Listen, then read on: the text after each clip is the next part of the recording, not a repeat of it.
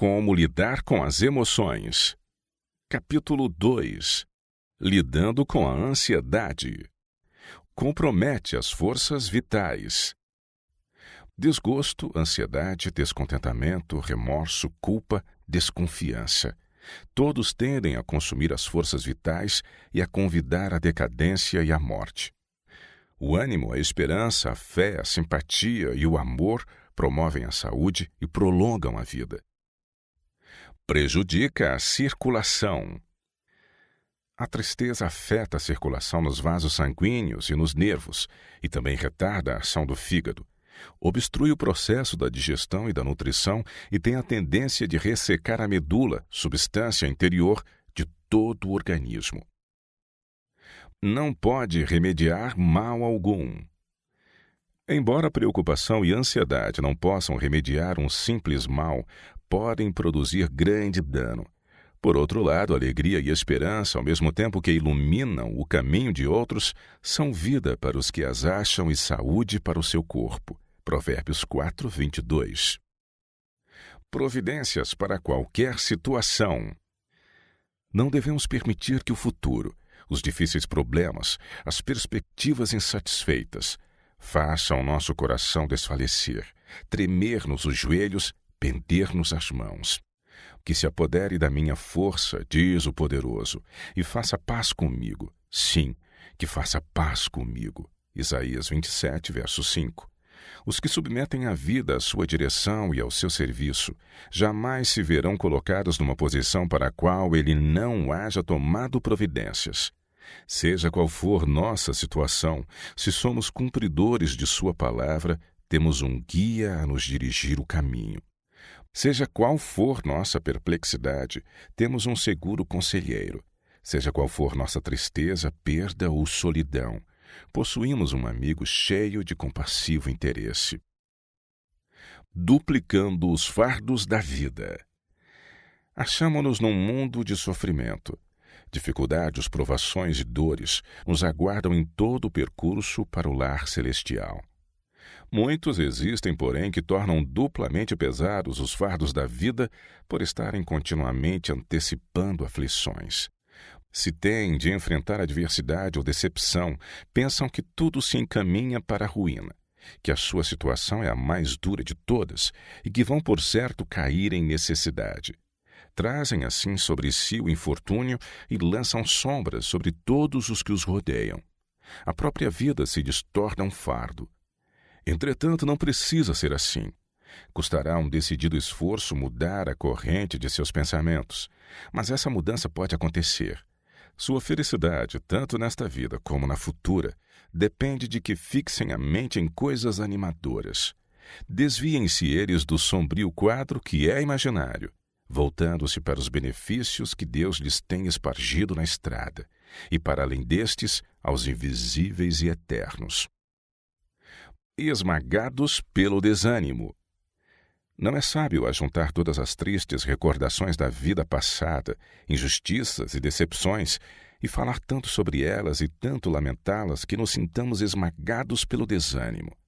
Uma pessoa desalentada acha-se rodeada de trevas, excluindo a luz de Deus de si própria e lançando sombras sobre o caminho dos outros.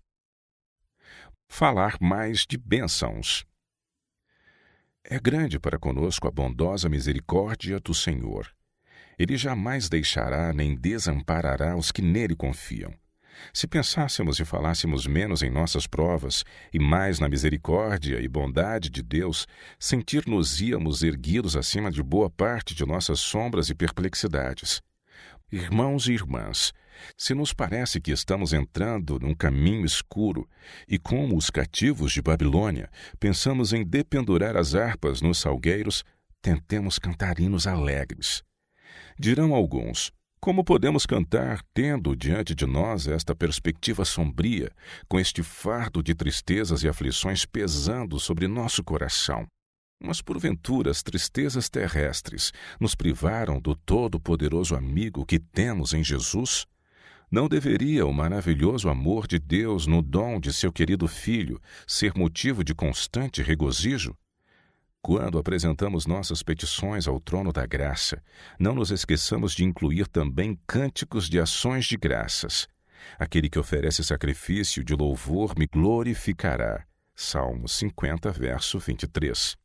Enquanto viver nosso Salvador, teremos motivo para incessante gratidão e louvor. Ansiedade incontrolável. Conselho a uma família enlutada. Como Jó, vocês julgaram que tinham razão para a ansiedade e não aceitavam ser confortados. Era razoável isso? Vocês sabem que a morte é um poder ao qual ninguém pode resistir. E ainda assim tornaram sua vida quase inútil por causa de uma inútil tristeza. Seus sentimentos têm sido pouco menos que rebelião contra Deus. Vi todos vocês entregarem-se ao luto, cedendo aos seus agitados sentimentos, até que as ruidosas demonstrações de tristeza levaram os anjos a esconder a face e afastar-se do cenário. Enquanto assim davam expressão a seus sentimentos, lembraram-se por acaso de que tem no céu um Pai, que deu seu Filho unigênito para morrer por nós, a fim de que a morte não fosse um sono eterno? Lembraram-se de que o Senhor da vida e glória passou pelo túmulo e o iluminou com sua própria presença? Disse o discípulo amado: escreve, bem-aventurados os mortos que desde agora morrem no Senhor. Sim, diz o Espírito, para que descansem dos seus trabalhos e as suas obras os sigam. Apocalipse 14, verso 13. Bem sabia o apóstolo acerca do que estava falando ao escrever essas palavras, mas quando cedem a uma incontida tristeza, porventura sua conduta é coerente com o conforto que elas expressam? O egoísmo da dor aprisionada. Ora, irmão, conservar a mente ocupada em si mesmo é uma espécie de egoísmo. É bem diferente do apóstolo Paulo, que era homem de enfermidades, contudo sua pessoa era o último assunto de seus pensamentos. Ele passou por provas que você nunca sofreu, jamais será chamado a suportar. Contudo, lhe volve as costas, não se demora a falar nelas, mas antes exalta a graça de Deus. Sua esposa foi objeto de enfermidade e morte, e você demonstrou tristeza da mesma forma que nos outros contratempos. Retendo no peito a dor, parecia ter prazer em demorar-se nela e permitir que a mente e os pensamentos se ocupassem de forma egoísta com sua mágoa e, em consequência, sua saúde sofreu. Então, o falecimento de sua filha foi de fato um duro golpe, mas outros passaram por isso, sob circunstâncias até mais difíceis, e você permitiu que essa aflição o aniquilasse. Demorando-se nela, falando sobre ela, você sobrecarregou a mente com um assunto que não lhe era possível mudar ou ajudar. Foi um pecado agarrar-se a essas aflições como você fez. Sei do que estou falando. Se permitir que a mente seja obscurecida pela dor, o alimento não será digerido e, em resultado, o organismo não será bem nutrido. A ansiedade acumula sangue no cérebro. Enquanto assim ocupada em falar e escrever, recebi de Battle Creek cartas de caráter desanimador. Ao lê-las, senti uma inexprimível depressão de espírito, chegando a uma agonia mental que por breve período como que paralisou minhas energias vitais. Por 3 noites não dormi quase nada. Meus pensamentos estavam perturbados, perplexos. Ocultei o mais que pude os meus sentimentos de meu esposo e da família envolvida com a qual nos achávamos. Ninguém sabia da minha labuta ou fardo mental ao unir-me com a família no culto matinal e vespertino, procurando depor meu fardo sobre o grande portador de fardos. Mas minhas petições provinham de um coração tomado de angústia, e minhas orações eram interrompidas e desconexas por motivo da incontrolável ansiedade. O sangue precipitou-se-me para o cérebro, levando-me frequentemente a cambalear e quase cair. Tive hemorragia nasal muitas vezes, especialmente depois de fazer um esforço para escrever. Fui obrigada a pôr de lado minha escrita, mas não podia livrar-me da ansiedade e da responsabilidade que pesavam sobre mim. Que fazer com a tristeza? Você está muito triste hoje. Fixe os olhos no sol da justiça. Não procure corrigir todas as dificuldades. Apenas volte a face para a luz, para o trono de Deus. O que verá ali? O arco-íris do concerto, a viva promessa de Deus. Embaixo está o propiciatório, e todo aquele que se prevalecer das provisões de misericórdia que foram feitas e se apropriar dos méritos da vida e morte de Cristo, tem no arco-íris do concerto uma bendita certeza de aceitação do Pai, por todo o tempo em que durar o trono de Deus. É de fé que você necessita. Não deixe vacilar a fé. Enfrente o bom combate da fé e tome posse da vida eterna. Será uma luta severa, mas vá até o fim, pois as promessas de Deus são certas e definitivas em Cristo Jesus. Coloque a mão na mão de Cristo. Há dificuldades a serem vencidas, mas anjos magníficos em poder cooperarão com o povo de Deus. Olhe para Sião, apresse os passos para a cidade das comemorações. Uma coroa gloriosa e vestes tecidas no tear do céu aguardam o vencedor. Embora Satanás lance sua infernal sombra em seu caminho e procure ocultar de sua visão a escada maravilhosa que se estende desde a terra até o trono de Deus, pela qual sobem e descem os anjos, que são espíritos ministradores aos que hão de herdar a salvação, ainda assim apresse o avançar para o alto, firmando os pés sobre um degrau após outro, rumo ao trono do infinito.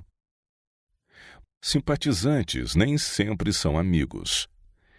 Se os que estão ao seu redor pertencem à classe dos que não procuram mudar sua conversa e o fluxo de seus pensamentos, se concordam com todas as impressões que você apresenta como se fossem uma realidade, quanto menos tiver relacionamento com essas pessoas, tanto melhor.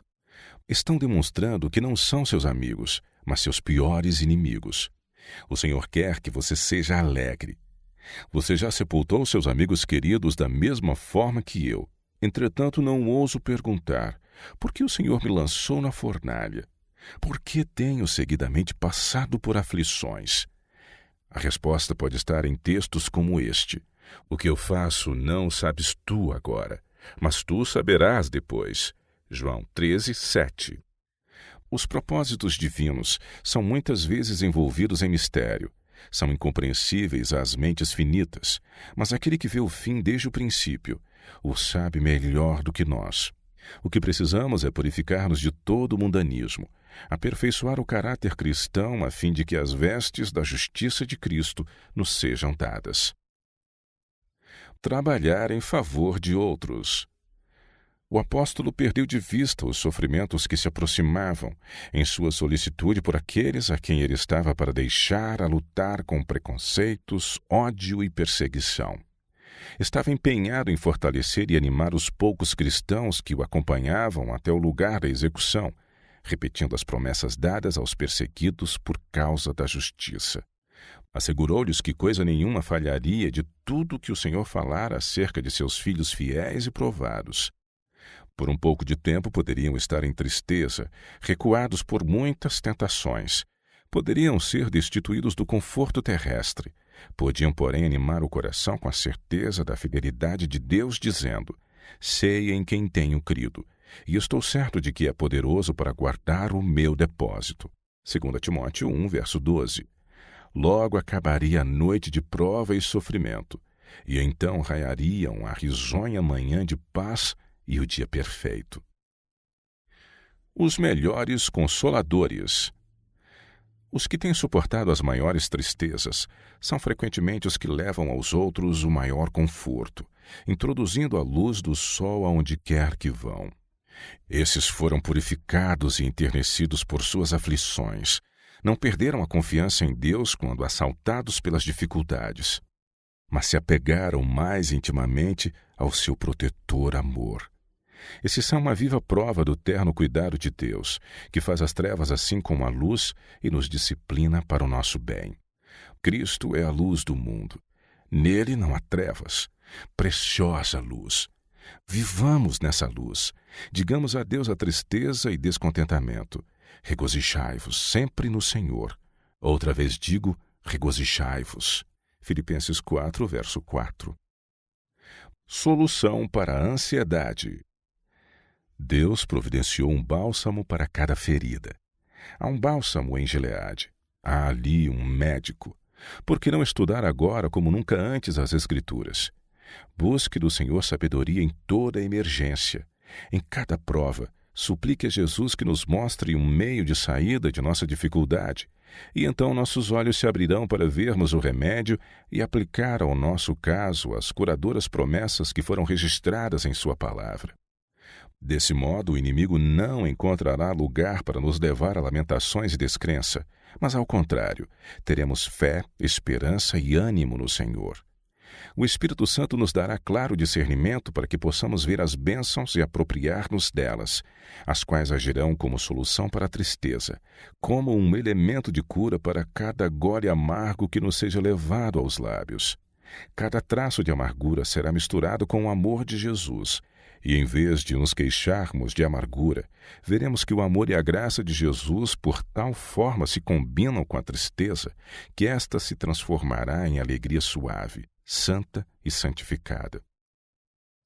Separação de Deus. Foi a angústia da separação do favor do Pai que tornou tão agudos os sofrimentos de Cristo.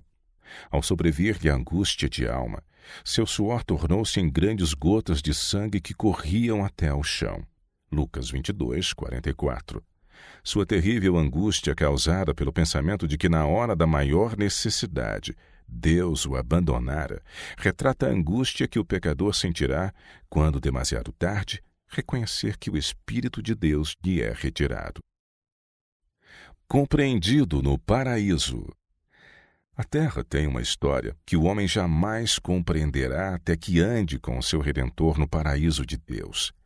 Porque o Cordeiro que está no meio do trono os apacentará e lhe servirá de guia para as fontes das águas da vida, e Deus limpará de seus olhos toda a lágrima. Apocalipse 7:17. Desviemo-nos das estradas quentes e poeirentas da vida, para repousar à sombra do amor de Cristo. Ali nos fortaleceremos para a luta, aprenderemos a diminuir nossa angústia e preocupações e a falar e cantar para o louvor de Deus. Angústia. Um forte ou quase irresistível sentimento de apreensão diante de uma ameaça, justificada ou não, de força interior, podendo vir também do exterior.